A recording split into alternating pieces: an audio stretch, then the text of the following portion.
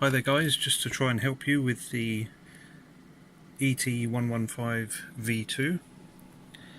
You can see I've got some extra wiring going on here. Basically, be very careful, this yellow wire goes from the telemetry or smartport cable from my rxsr, and on the actual flight controller, I can get my phone to focus. There's some metal pins this side, and this first one, according to the ports on my betaflight, is UART 1, and that's free. So I've set UART 1 in telemetry output the smartport, and it actually works. I'll show you on my Tyrannus what's going on.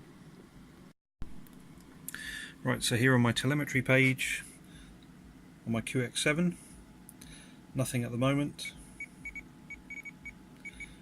So page down, discover new sensors, and there they all are.